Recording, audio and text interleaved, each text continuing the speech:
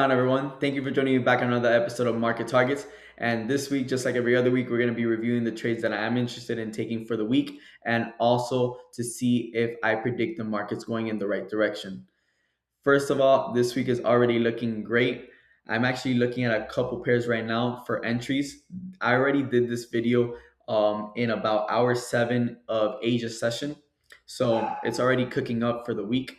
And Sunday's looking like a pretty good opportunity to make some money. So I'm going to be telling you guys the list that I have ready for the week, which is GBP AUD, AUD CHF, NZD JPY, Euro AUD, Euro USD, Euro NZD, Euro JPY, Euro GBP, GBP CHF, and AUD NZD. So everything's already cooking up. So you're going to be looking at me explain the markets a little bit more thoroughly this time. So let's start off with GBP AUD. GBP AUD, I already have a risk reward in mind for this trade. So I'm looking for a short on this trade. I'm looking at this 4-hour resistance where this area right here is my resistance, and it already did exactly what I wanted it to do on the smaller time frames. So right now what I'm waiting for is just a bit more confirmation on the 30-minute or the 1 hour in order for my entry to make sense. And I'll most likely enter this tonight, maybe not. Let's just see how the markets work out in the next few hours or minutes.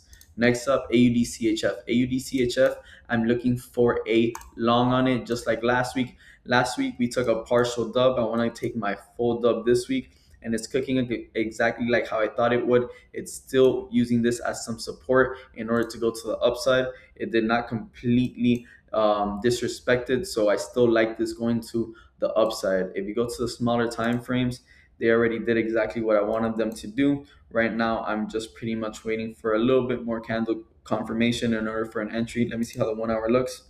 See the 1 hour, I just need it to be a little bit stronger. It's already becoming some support on this structure right here. So let's see how this goes.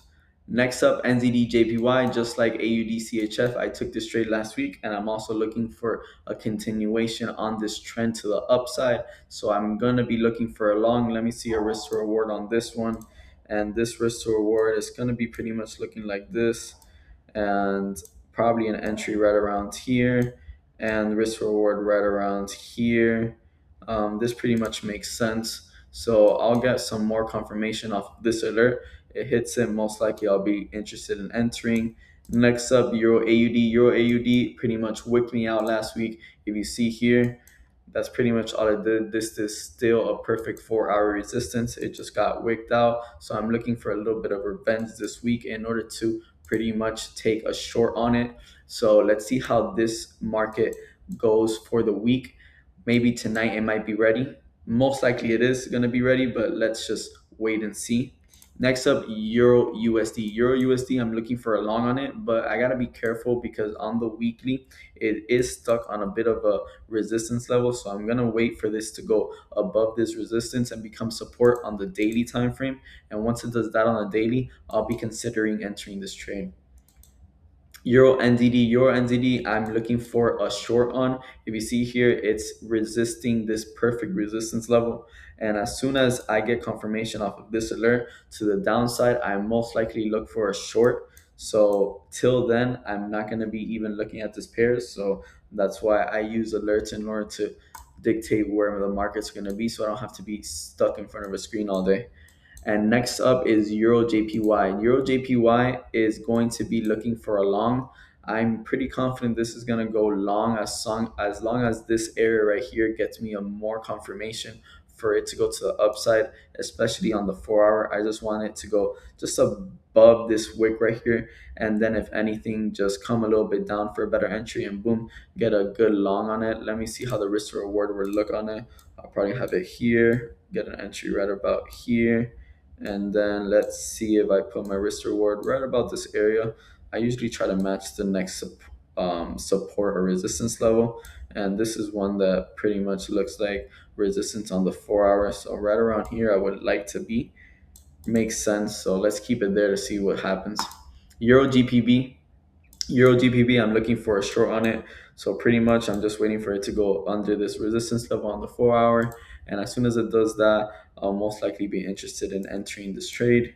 GBBCHF. I wanted a long on this one last week, but now it shifted more to the downside. So I'm waiting for this to bounce off this resistance that it became last week.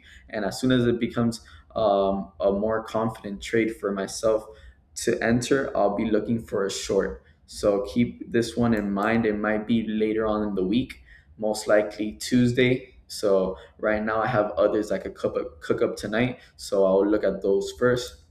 Next up is AUD NZD. And this one I'm looking for a long on it off this support level on the daily. And the 4 hour, let me see if I could find a good resistance or support level. Boom, I found one right there. So I found one right there. If I get it right here, boom, I'll get it to go up. I'll go here on this long position, and right here, I'll get this entry right here.